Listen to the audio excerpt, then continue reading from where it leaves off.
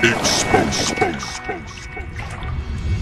the boat, man, it's time to go. Grab your baits and fishing poles. Fill the tank and then hit the road till you're in that fishing hole. Made up my mind, I'm no weekend warrior, I'm a pro. Fishing professional, and when I'm fishing, man, my goal is to West Master.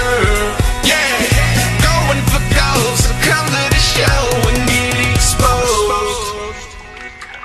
Hey everyone, Mike McClelland here with Pro Patterns Exposed, Day 3, Kentucky Lake.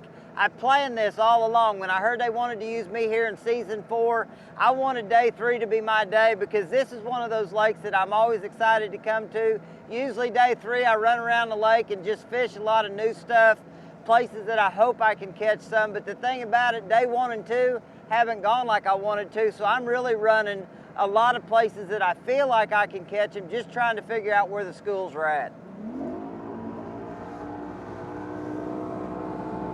Probably the biggest thing about this lake is it's absolutely full of fish, and there's hundreds of places to fish, but they haven't showed up yet where I want them to be. Hey, Tim Horton here with ProPatterns.com Exposed. A little bit of a heartbreaker for us. We got the last episode of the season, but it's a good one.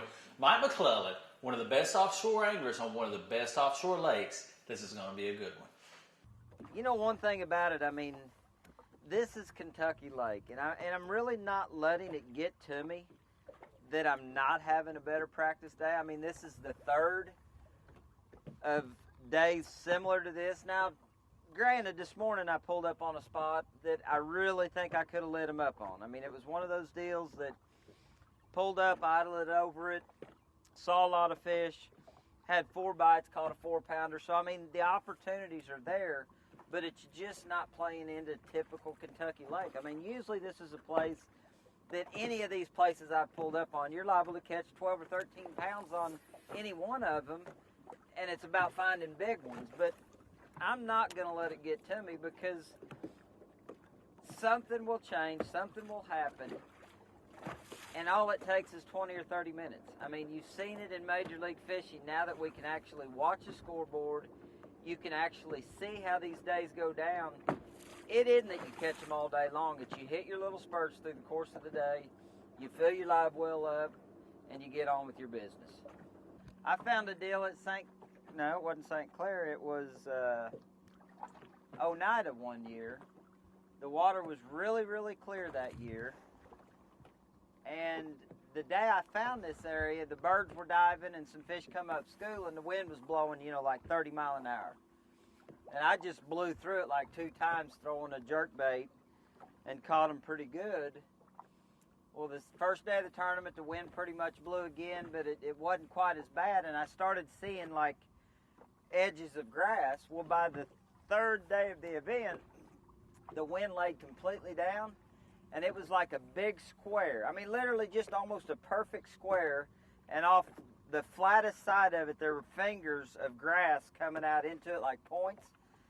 But them smallmouth, once you figured out where that perimeter was, you could just sit in the middle of it and just throw to the perimeter of that grass.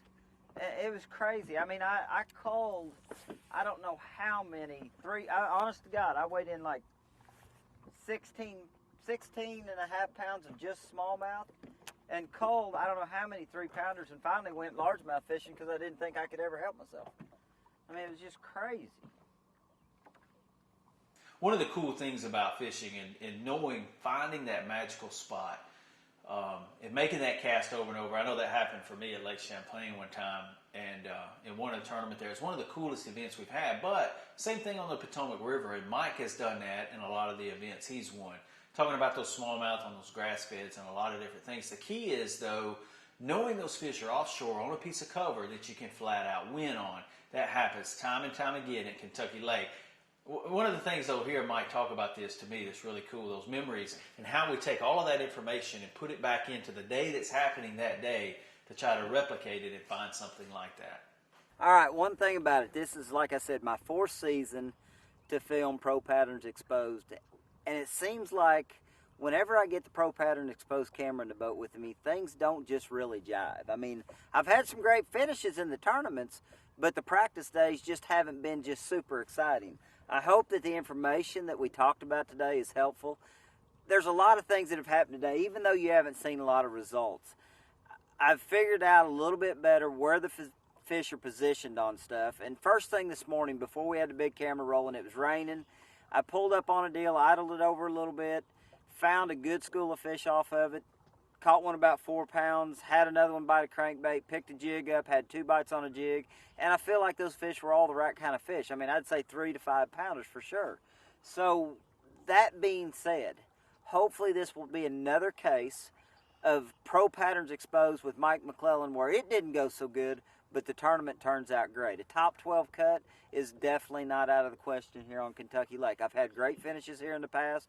This lake fishes the way I like to fish them. I got tons of history to fish and some new stuff to work in, so we'll see how it goes. Once again, this is Mike McClelland on Pro Patterns Exposed. Thanks for watching. Tune in next time for an all-new, exciting episode of Exposed, Pros on Tour. Exposed.